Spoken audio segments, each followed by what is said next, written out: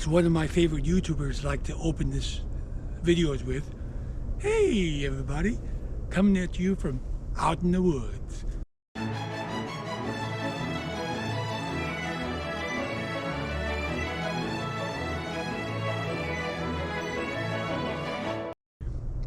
So guys, today we're going to talk about building a fire kit with gear and knowledge. So let me go find a spot where I can sit down and show you what's in my fire kit and tell you what knowledge you need to use it effectively.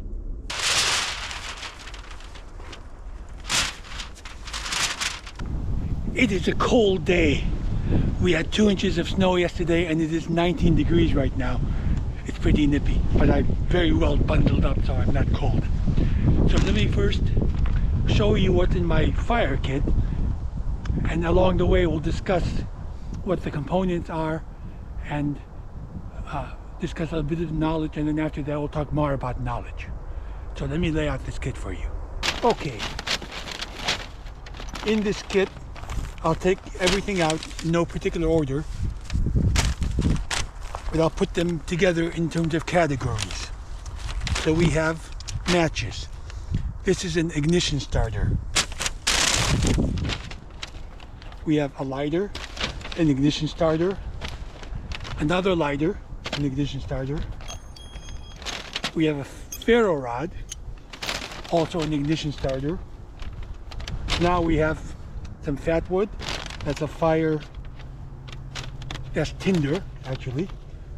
We have some jute twine, that's also tinder. We have a tea candle, that's a fire extender. Okay, we have, let's see, 2 crayons. These are basically candles. They're not much different from a tea candle. So this is a fire extender. We have a fire starter, tinder. This is basically wax jute twine.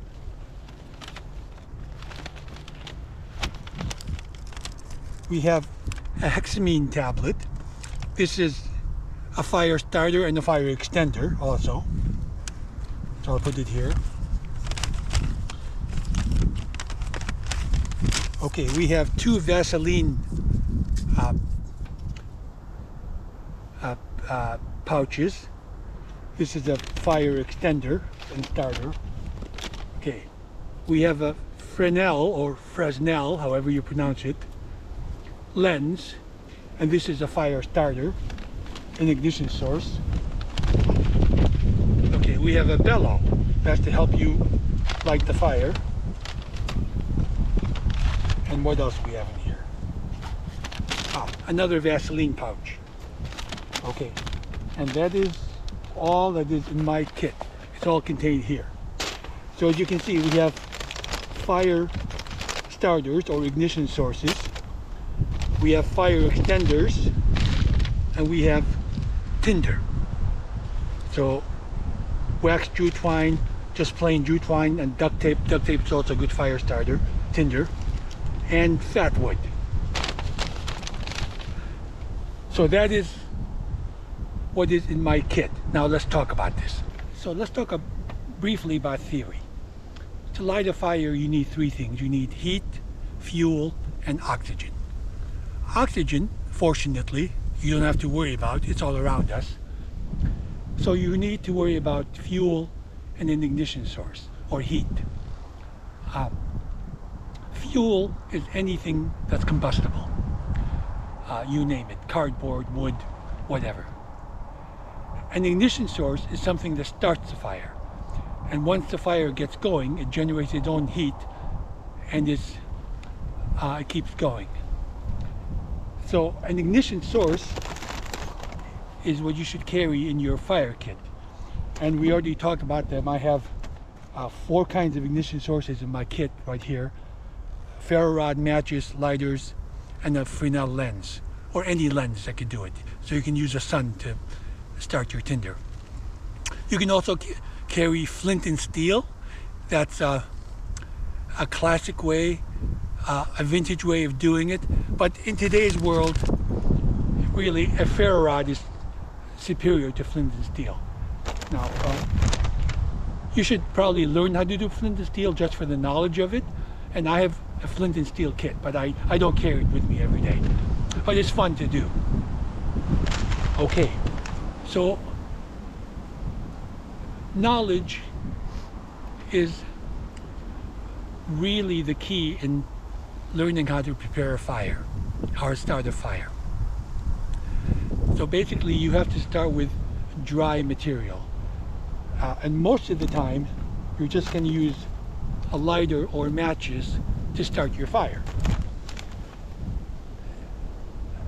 There are times, of course, a ferro rod will also start your fire, but that requires a bit more work, preparation to do. Now, you can divide, you can have two scenarios. Scenario one is easy to start a fire. You just use a lighter or matches. Scenario two, everything is wet and it's difficult to start a fire. And there's something in between. Something can be a little wet, but you'll find that, I don't know, 99% of the time you're in scenario one. It's easy to start a fire. Just use a lighter or matches. But that 1% of the time where everything is wet, usually that's when you absolutely need the fire, because your life depends on it. So like you could have fallen into a river, say, in the winter, and it rained or snowed and everything is wet, and you really have to start the fire. That's where fire extenders come in. You need something that'll burn a long time to dry your tinder so it could catch fire. Because even wet material will burn if the heat is enough to dry it and then start it to burn. So if you got your fire going and it's really putting out great heat, you can throw anything in there. Even something that's completely wet will eventually be dried out by the fire and will start burning. So the fire extenders are there to help you start your fire in wet conditions. And usually that's a critical scenario you're in, situation you're in, because you have to start a fire to survive and everything is wet. Now, some knowledge comes in here. Even if everything is completely wet, you can still find dry wood. If you find a dead, dry, and standing tree that's about, this thick, your middle fingers together on your thumbs, that's about 5-6 inches. Inside, in the very center of the wood, will be dry, no matter how much it's rained. So what you have to do is chop up the tree. Here, I'll use this as an example. Pretend this is like 6 inches. So I've sawed the tree. Now I'm going to split it into quarters, and the wood that's right inside, the sharp edge of the quarter you just split, that's dry wood. So what you do is you make feathers and shavings, and that could be your tinder to start your fire if you don't have anything else.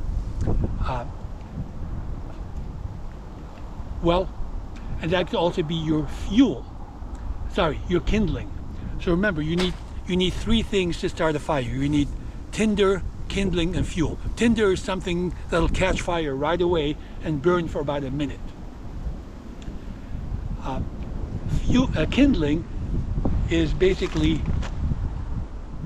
finger-sized sticks that'll catch fire in about 15-20 seconds or so and burn for longer, burn for 2, 3, 4, 5 minutes. And then fuel is everything above that in gradations. So to prepare a fire, to start a fire, you also need to know about tinder, kindling, and fuel. So you can't just put a big log and put a match underneath it and hope it'll catch fire. It won't. So you have to prepare your wood. So to build a fire, you have to spend a lot of time, like 10 minutes, 15 minutes, preparing the tinder, kindling, and fuel. And once you've done that, start burning the tinder, add the kindling, and then add the bigger and bigger stuff until the fire is self-sustaining. And in very wet conditions, that's where your fire extenders come in. So if you have tinder, for example, that's wet, then use a fire extender like a tea candle. This will burn for hours. Put it under your tinder and let it keep it going until it dries the tinder enough where the tinder catches fire. And do that with also your kindling, because your ignition source, like your match or lighter, only has enough fuel to start the tinder. It's a tinder that's a long-lasting fuel, like 60 seconds, that's going to start the kindling going. So you can't waste your ignition source drying your tinder, because then it won't work basically, or you waste it, you'll burn it up all. Try it out, starting one fire. So that's why you need an ignition or a fire extender, like a candle or a hexamine tablet or a crayon. By the way, this is just like a candle.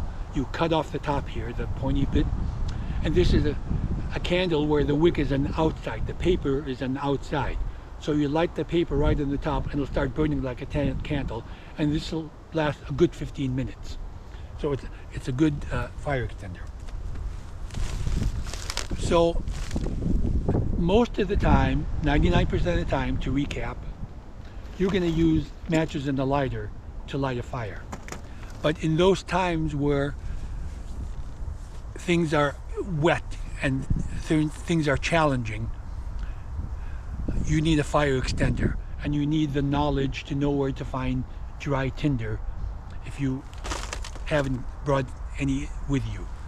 And that's from a dead, dry, standing tree that's about 5 inches in diameter. The inside of it will always be dry, no matter how much it's rained. It has to be standing though, because if it's laying on its side, the water will soak in from the top to the center. Standing, the water just drips down the side. So knowledge goes a long way. So to recap, you need an ignition source in your fire kit, you need a fire extender, you need some tinder to start your fires. But you also need the knowledge to know when conditions are wet, where you can find dry tinder anytime. And also you need, remember the fire cycle: heat, fuel, and oxygen. So I think I've covered it all. So make your own fire kit, and remember, the fire kit should cover all scenarios, from easy fire starting to challenging fire starting, or wet conditions, as it were. So there you have it, folks. Please share, like, and subscribe, and see you next time.